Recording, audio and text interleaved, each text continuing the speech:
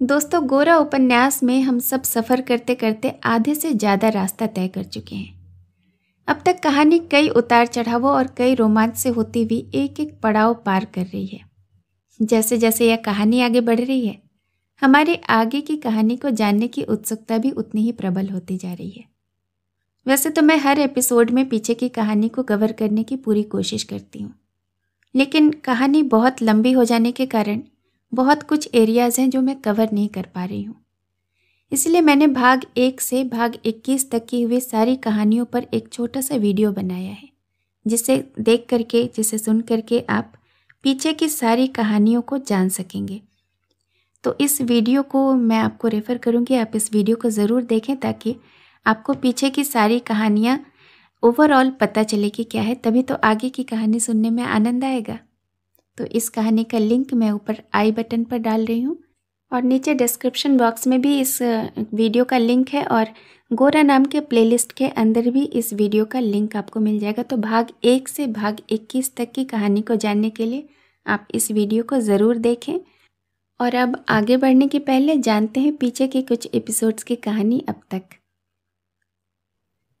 नमस्कार, प्रस्तुत है रविंद्रनाथ टैगोर द्वारा रचित गोरा उपन्यास का 22वां भाग। आगे बढ़ने के पहले जानते हैं कहानी अब तक। सुचारिता के बदले रंग और हरिमोहिनी के साथ बढ़ते प्यार को देखकर वरदा सुंदरी चाहती हैं कि सुचारिता का विवाह जल्द से जल्द हरान बाबू के साथ हो जाए। हरान बाबू को बुलाकर वह यह बात तय करना चाहती हैं, परंतु सुचारिता जो अब तक खुलकर इस विवाह का विरोध नहीं कर पाई थी, आज प्रत्यक्ष रूप से उसने विवाह से इनकार कर दिया। हरान बाबू और सुचारिता में इस बात को लेकर काफ़ी बहस भी होती है। परेश बाबू भी सुचारिता का ही साथ देते हैं। हरान बाबू बहुत गुस्सा हो जाते हैं और ये धमकी देते हैं कि इसका परिणाम अच्छा नहीं होगा और आप सबको इस फैसले के लिए पछताना होगा। अपने मन और बाहरी परिस्थिति के साथ सुचारिता का जो संघर्ष आरंभ हो गया था, उससे वो भयभीत हो गई थी। साथ ही गोरा के प्रति उसके मन में जो भाव थे वो अनजाने में और गहरे होते जा रहे थे। वो उसे कैसे संभाले और उसका क्या परिणाम होगा, ये वो सोच नहीं पा रही थी। और ऊपर से हरान बाबू की ये धमकी।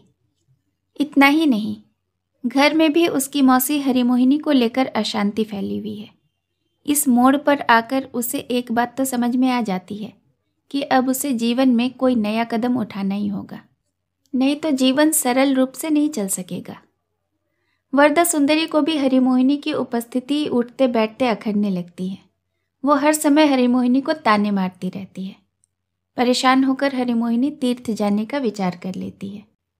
सुचारिता जब यह बात परेश बाबू से कहने जाती है तो परेश बाबू कहते हैं कि वो ये बात जानते थे कि इस घर में हरिमोहिनी का निर्वाह ज़्यादा लंबे समय तक संभव नहीं है, इसीलिए वो इस विषय पर काफ़ी समय से सोचते रहे हैं। उन्होंने बताया कि सुचारिता के पिता मरते समय कुछ रुपये परेश बाबू को सौंप गए थे, जिससे उन्होंने कलकत्ते में ही 2 मकान खरीद लिए थे। तो मौसी को वहाँ रहने में कोई परेशानी नहीं होगी, वो तो तुम्हारा अपना ही घर है और यह घर उनके घर के बिल्कुल पास ही है, तो उनकी देख रेख भी अच्छी तरह से हो सकेगी। सुचारिता और सतीश भी अपनी मौसी के साथ अपने नए घर में जाने को तैयार हो जाते हैं। परेश बाबू जानते थे कि पिछले कुछ दिनों से सुचारिता और उसकी मौसी के साथ इस परिवार में जो अप्रत्याशित घटनाएं हुई हैं, उसको सहज शांत करने के लिए उनका अलग हो जाना ही बेहतर उपाय है। अब जानते हैं आगे की कहानी। हरिमोहिनी दूसरे दिन सवेरे भूमि पर बैठकर परेश बाबू को प्रणाम करने लगी। हड़बड़ाकर हटते हुए वे बोले, ये आप क्या कर रही हैं? आंखों में आंसू भरते हुए हरिमोहिनी ने कहा, मैं आपका ऋण कई जन्मों में भी नहीं चुका सकूंगी। मेरे जैसे इतनी निरुपाय स्त्री का जो उपाय आपने कर दिया, वह और कोई न कर सकता था। चाह कर भी मेरा कोई भला नहीं कर सकता, यह मैंने देखा है। आप पर भगवान का बड़ा अनुग्रह है, इसीलिए आप मुझ जैसी अभागिन पर अनुग्रह कर सके हैं। परेश बाबू ने संकोच करते हुए कहा, मैंने तो कुछ खास नहीं किया, यह सब तो राधा रानी। बात काटकर हरिमोहिनी ने कहा, वह तो मैं जानती हूँ, लेकिन राधा रानी भी तो आपकी ही है। वह जो करती है वह आपका ही किया हुआ तो है। उसकी माँ जब मरी, जब बाप भी नहीं रहे, तब मैंने सोचा था लड़की बड़ी अभागिनी है, लेकिन उसके भाग्य के दुख को भगवान ऐसे धन्य कर देंगे यह मैं कैसे जानती थी। घूम फिर कर जब अंत में आपको देखा तो समझने लगी हूँ कि भगवान ने मुझ पर भी दया ही की है। मौसी, माँ तुम्हें लेने, कहता हुआ विनय आकर खड़ा हुआ। हड़बड़ाकर उठते हुए सुचारिता ने कहा, कहाँ हैं? विनय ने कहा, नीचे आपकी माँ के पास बैठी हैं। जल्दी सुचारिता नीचे चली आई। हरिमोहिनी से परेश बाबू ने कहा, मैं जरा आपके घर में सब सामान ठीक ठाक करा आऊं? परेश बाबू के चले जाने पर चकित विनय ने कहा, मौसी, आपके घर की बात तो मैं जानता ही नहीं था। हरिमोहिनी ने कहा, मैं भी कहाँ जानती थी बेटा, जानते थे केवल परेश बाबू, हमारी राधा रानी का घर है। सारी बात सुनकर विनय ने कहा, मैं तो सोचा था कि दुनिया में विनय किसी के काम तो आ सकेगा, वह भी रह गया। आज तक माँ के लिए कुछ तो नहीं कर सका, जो कुछ करने का था वह माँ ही मेरे लिए करती रही हैं। मौसी के लिए भी कुछ नहीं कर सकूंगा, उनसे भी प्राप्त ही करूंगा। मेरी किस्मत में लेना ही लिखा है, देना नहीं। कुछ देर बाद ही ललिता और सुचारिता के साथ आनंदमयी आ गई। हरिमोहिनी ने आगे बढ़कर कहा, भगवान जब दया करते हैं तब फिर कंजूसी नहीं करते। दीदी, आज मैं तुम्हें भी पा गई। कहते हुए हाथ पकड़कर उन्होंने आनंदमयी को चटाई पर बिठाया। हरिमोहिनी ने कहा, दीदी, तुम्हारी बात के सिवाय विनय कोई और बात ही नहीं करता। हंसकर आनंदमयी ने कहा, बचपन से उसे यही रोग है, जो बात पकड़ लेता है उसे छोड़ता ही नहीं। जल्दी ही मौसी की भी बारी आ जाएगी। विनय ने कहा, वह तो होगा ही, पहले से ही कहे रखता हूँ। मैंने बड़े होकर अपने आप मौसी को ढूंढ निकाला है। इतने दिन से जो वंचित रहा, उसकी कमी किसी तरह तो पूरी करनी होगी। ललिता की ओर देखते हुए मुस्कुराकर आनंदमयी ने कहा, हमारे विनय को जिस चीज़ की कमी हो वह उसे ढूंढ लेना भी जानता है, और ढूंढ लेने पर जी जान से प्यार करना भी जानता है। तुम लोगों को वह किस दृष्टि से देखता है यह मैं ही जानती हूँ। जो वो कभी सोच भी नहीं सकता था, मानो वह सब पा गया हो। उसकी जान पहचान तुम लोगों से हो जाने से मुझे कितनी खुशी हुई है यह मैं तुम्हें क्या बताऊं। बेटी, तुम लोगों के यहाँ विनय का मन ऐसे बस जाने से उसका बड़ा भला हुआ है। यह बात वह अच्छी तरह समझता है और स्वीकार करने से भी नहीं हिचकता। जवाब में कुछ कहने की कोशिश करके भी ललिता कोई बात न पा सकी। उसका चेहरा लाल हो गया। ललिता की मुश्किल देखकर सुचारिता ने कहा, विनय बाबू तो हर किसी के भीतर की अच्छाई देख लेते हैं, इसलिए जिसमें जितनी भलाई होती है वह उनके हिस्से में आ ही जाती है। यह कुछ कुछ उनका ही निजी गुण है। विनय ने कहा, माँ, विनय को बातचीत करने के लिए तुम जितना बड़ा विषय समझती हो ना, दुनिया की दृष्टि में उसका कोई महत्व नहीं है। यह बात तुम्हें समझाने के लिए मैं कई बार सोचता हूँ, लेकिन अहंकार वशी अभी तक नहीं कर पाया। लेकिन अब बस विनय की बात छोड़कर कुछ और बात की जाए।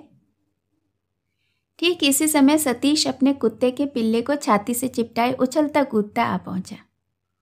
हरिमोहिनी ने घबरा कर कहा, बेटा सतीश, तू बड़ा राजा बेटा है, इस कुत्ते को बाहर ले जा। सतीश बोला, अरे वह कुछ नहीं करेगा मौसी, तुम्हारे कमरे में नहीं जाएगा। तुम उसे जरा सा प्यार कर लो, वह कुछ नहीं कहेगा। हरिमोहिनी ने और भी दूर हटते हुए कहा, नहीं नहीं बेटा, उसे ले जाओ। तब कुत्ते समेत सतीश को आनंदमयी ने अपनी ओर खींच लिया। कुत्ते को गोद में लेते हुए आनंदमयी ने पूछा, तुम सतीश हो ना, हमारे विनय के दोस्त?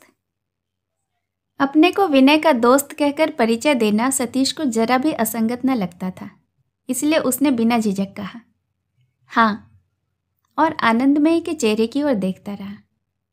आनंदमयी ने कहा, मैं विनय की माँ होती हूँ। पिल्ला आनंदमयी के हाथ का कड़ा चबाने के खेल से अपना मनोरंजन करने लगा। सुचारिता ने कहा, बख्तियार, माँ को तो प्रणाम कर। सक पकाकर सतीश ने जैसे तैसे प्रणाम कर दिया। इतने में वरदा सुंदरी आ गई। उन्होंने हरिमोहिनी की ओर देखे बिना आनंदमयी से पूछा, क्या आप हमारे यहाँ कुछ खाएंगी? आनंदमयी ने कहा। हालांकि खान पान और छूत छात के मामले में कुछ सोच विचार नहीं करती, लेकिन आज रहने दीजिए, गोरा लौट आए तभी कुछ खाऊंगी। गोरा की अनुपस्थिति में आनंदमयी कोई ऐसा काम नहीं करना चाहती थी जो गोरा को अच्छा न लगे। विनय की ओर देखकर वरदा सुंदरी ने कहा, अरे विनय बाबू भी तो यहाँ हैं, मैं कहूँ कि आप क्यों नहीं आए? विनय ने फौरन कहा, मैं जो आया हूं तो आप समझती हैं कि आपको बताए भी ना चला जाता? वरदा सुंदरी ने कहा, कल निमंत्रण के समय तो आप खिसक गए, चलिए आज बिना निमंत्रण के ही खा लीजिए। विनय ने कहा, मुझे तो वही ज्यादा रुचेगा, तनख्वाह से बख्शीश का आकर्षण कहीं अधिक है। मन ही मन हरिमोहिनी को आश्चर्य हुआ। विनय उस घर में खाता पीता है, आनंदमयी भी खान पान का विचार नहीं करती, यह उन्हें अच्छा नहीं लगा। वरदा सुंदरी के चले जाने पर हरिमोहिनी ने सकुचाते हुए पूछा, दीदी तुम्हारे स्वामी क्या? आनंदमयी ने कहा, मेरे स्वामी कट्टर हिंदू हैं। हरिमोहिनी अवाक बनी रही। उनके मन का भाव समझकर आनंदमयी ने कहा, बहन मेरे लिए जब तक समाज सबसे बड़ा था तब तक समाज को ही मानकर चलती थी, लेकिन एक दिन भगवान एकाएक मेरे घर में ऐसे प्रकट हुए कि समाज को उन्होंने मुझे मानने ही नहीं दिया। जब उन्होंने स्वयं आकर मेरी जात छीन ली तब मुझे क्या किसी का भय। इस बात का अर्थ हरिमोहिनी नहीं समझ सकी। बोली, और तुम्हारे स्वामी? आनंदमयी ने कहा, मेरे स्वामी तो नाराज होते हैं। हरिमोहिनी, और लड़के? आनंदमयी, लड़के भी खुश नहीं हैं, लेकिन उन्हें खुश करके भी क्या होगा? बहन मेरी यह बात किसी की समझ में नहीं आ सकती, जो सब जानते हैं वही समझते हैं। कहते कहते हाथ जोड़कर आनंदमयी ने प्रणाम किया। हरिमोहिनी ने सोचा शायद कोई मिशनरी औरत आकर आनंदमयी को फुसलाकर क्रिश्चियन बना गई है। उसका मन एक गहरे संकोच से भर उठा। यह बात सुनकर सुचारिता को बड़ी तसल्ली हुई थी कि वह परेश बाबू के घर के पास ही रहेगी और उनकी देखरेख में रह सकेगी। किंतु जब उसके नए घर की सजावट का कार्य पूरा हो गया और वहां चले जाने का समय आ गया, तब सुचारिता के मन में रह रहकर टीस उठने लगी। बात केवल पास रहने या न रहने की नहीं है। जीवन के साथ जीवन का जो सर्वांगीण योग था, उसमें इतने दिनों बाद आज एक विच्छेद घटित होने जा रहा है। यह सोचकर सुचारिता को ऐसा लग रहा था जैसे उसके एक अंश की मृत्यु होने वाली हो। सुचारिता का इस परिवार में जितना भी स्थान था, उसका जो कुछ भी काम था, नौकरों से उसका जितना भी संपर्क था, सभी सुचारिता के हृदय को व्याकुल करने लगा। सुचारिता का अपना निजी भी कुछ है और उसी के सहारे वह आज स्वाधीन होने जा रही है। इस खबर से वरदा सुंदरी बार बार यही भाव प्रकट करने लगी कि अच्छा ही हुआ, इतने दिनों से इतनी सावधानी से जो उत्तरदायित्व वह निभाती आ रही थी, उससे मुक्त होकर वह निश्चिंत ही हुई है। लेकिन सुचारिता के प्रति मन ही मन उनमें एक शिकायत का भाव भी उत्पन्न हुआ। आज सुचारिता उनसे अलग होकर अपने भाग्य के सहारे खड़ी हो सकती है, यह जैसे उसका एक अपराध है। उनके सिवा सुचारिता की और कोई गति नहीं है, यह सोचकर वरदा सुंदरी कई बार सुचारिता को अपने परिवार के लिए संकट मानकर स्वयं अपने ऊपर करुणा करती रही हैं।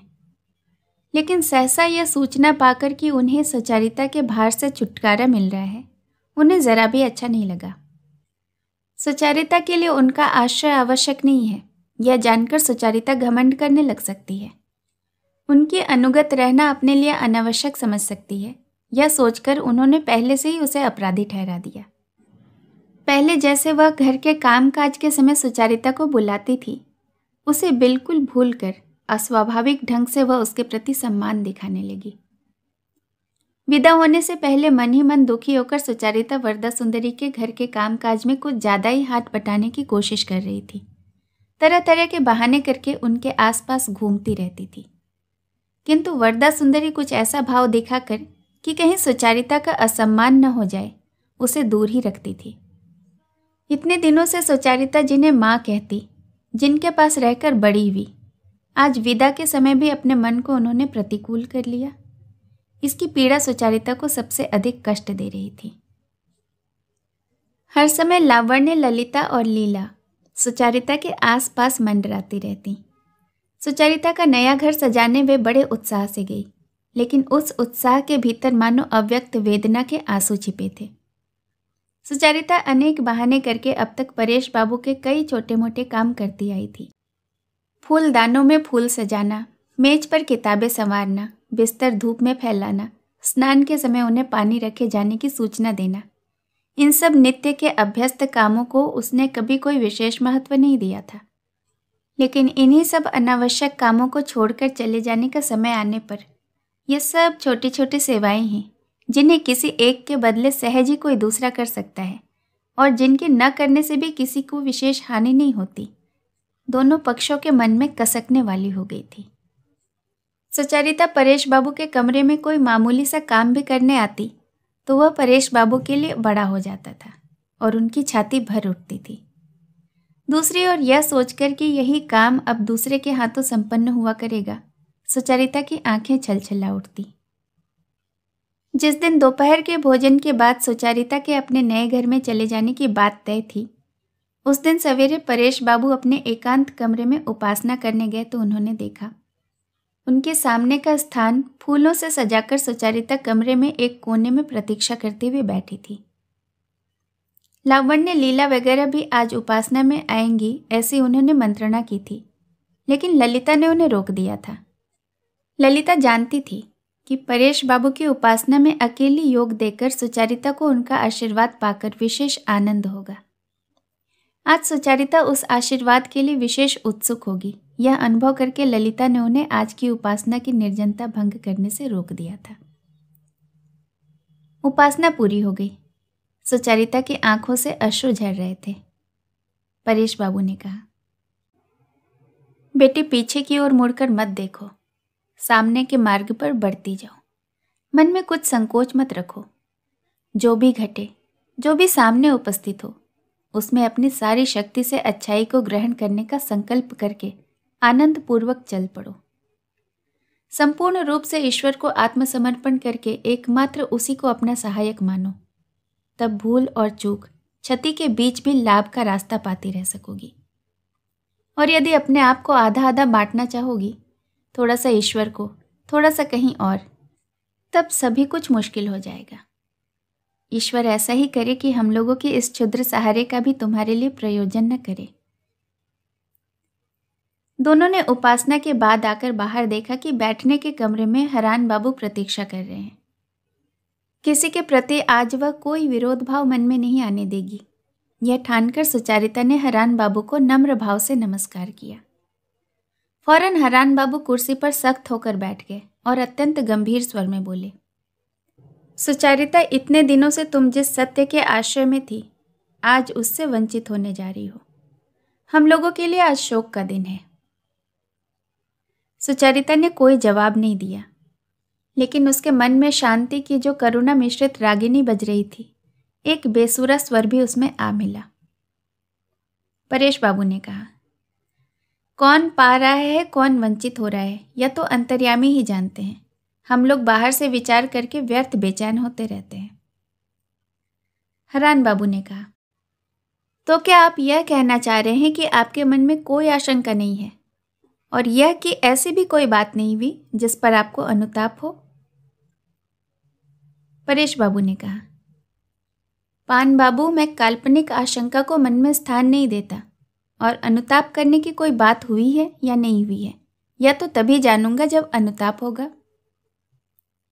हरान बाबू ने कहा, यह जो आपकी कन्या ललिता अकेली विनय बाबू के साथ स्टीमर में चली आई, क्या यह भी काल्पनिक है? सुचारिता का मुंह लाल हो गया। परेश बाबू ने कहा, पान बाबू, आपका मन इस समय किसी कारण से उत्तेजित है, इसलिए इस संबंध में आपसे बातचीत करना आपके ही प्रति अन्याय होगा। सिर उठाकर हरान बाबू ने कहा, मैंने उत्तेजना की झोंक में कोई बात नहीं कही है। मैं जो कह रहा हूं उसके बारे में अपनी जिम्मेदारी का मुझे पूरा ज्ञान है। आप उसकी फिक्र न करें। जो कुछ मैं आपसे कह रहा हूं व्यक्तिगत अपनी ओर से नहीं कह रहा, ब्रह्म समाज की ओर से कह रहा हूं। न कहना अन्याय होगा, इसीलिए कह रहा हूं। अगर आप अंधे न रहते तो यह जो विनय बाबू के साथ ललिता अकेली चली आई, इसी एक घटना से समझ सकते थे कि आपका यह परिवार ब्रह्म समाज का बंधन तोड़कर भ्रष्ट हो जाने वाला है। इसका केवल आपको ही अनुताप करने का कारण मिले सो बात नहीं है, इसमें सारे ब्रह्म समाज के अपमान की बात है।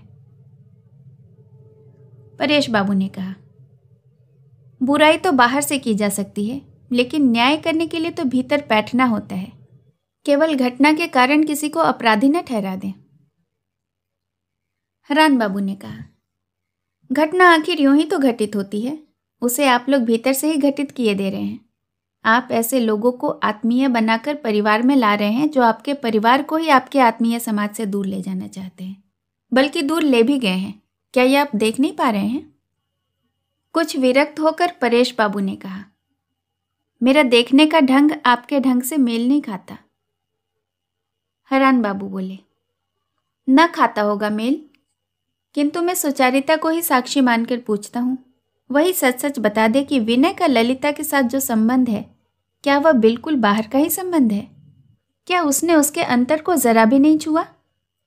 नहीं सुचारिता, तुम्हारे चले जाने से नहीं होगा, इस बात का जवाब तो देना ही होगा। यह बड़ी गंभीर बात है। सुचारिता ने तख्त पकड़कर कहा, चाहे जितनी भी गंभीर हो, इसमें आपका तो कोई दखल नहीं है।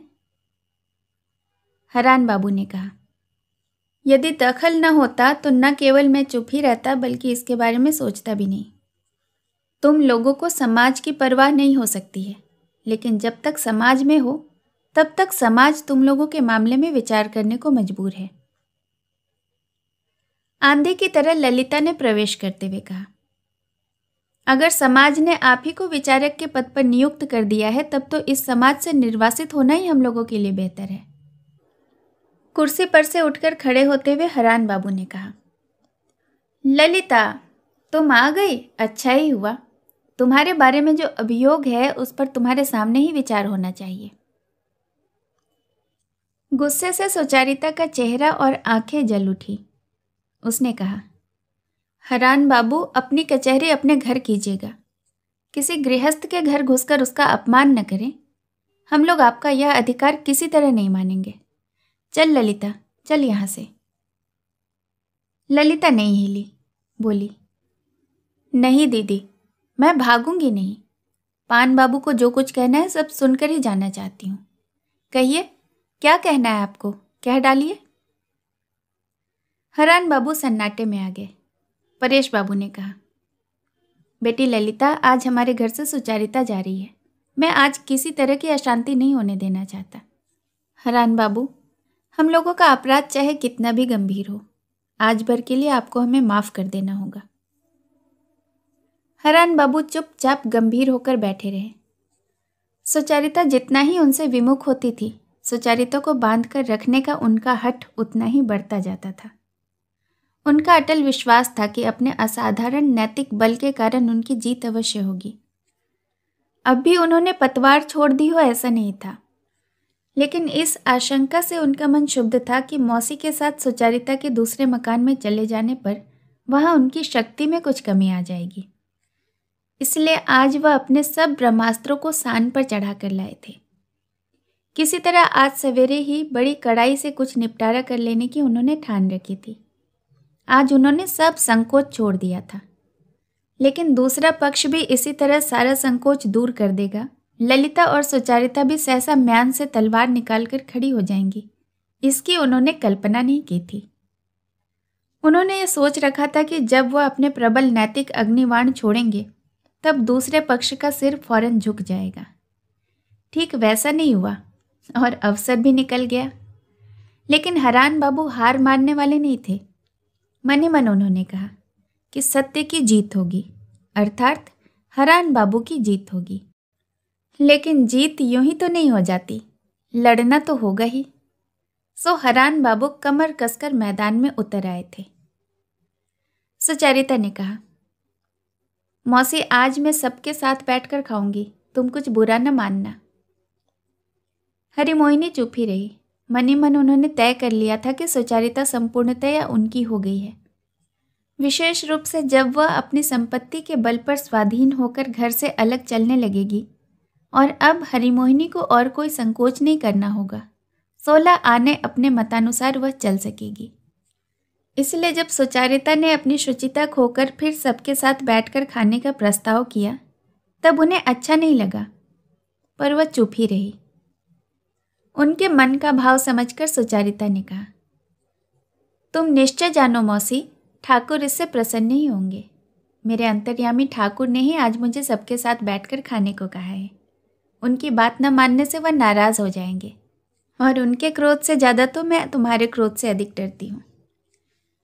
जब तक वरदा सुंदरी के हाथों हरिमोहिनी अपमानित होती रही थी तब तक उनके अपमान में हिस्सा बांटने के लिए सुचारिता ने उनका आचार अपना रखा था, किंतु अब उस अपमान से छुटकारा मिल जाने पर सुचारिता को आचार के संबंध में स्वाधीन होने में दुविधा नहीं रही। यह बात हरिमोहिनी नहीं समझ सकी। सुचारिता को हरिमोहिनी पूरी तरह नहीं समझ सकी थी और समझना भी उनके लिए कठिन था। सुचारिता को हरिमोहिनी ने साफ साफ मना तो नहीं किया, लेकिन मन ही मन नाराज हुई। सोचने लगी, मैयारी, कैसे उसकी प्रवृत्ति उधर हो सकती है, मैं तो सोच भी नहीं सकती। ब्राह्मण के घर में जन्म लेकर। उन्होंने थोड़ी देर चुप रहने के बाद कहा, एक बात कहूँ बेटी, तुम जो करो सो करो, लेकिन उस बैरे के हाथ का पानी मत पीना।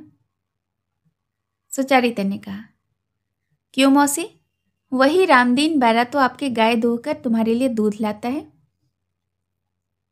आंखें बड़ी बड़ी करके हरिमोहिनी ने कहा, तू हद करती है, दूध और पानी क्या समान है। हंसकर सुचारिता ने कहा, अच्छा मौसी, मैं रामदीन का छुआ पानी आज नहीं पीऊंगी, लेकिन अगर तुमने सतीश को रोका तो वह इससे ठीक उल्टा ही करेगा। हरिमोहिनी ने कहा, सतीश की बात अलग है।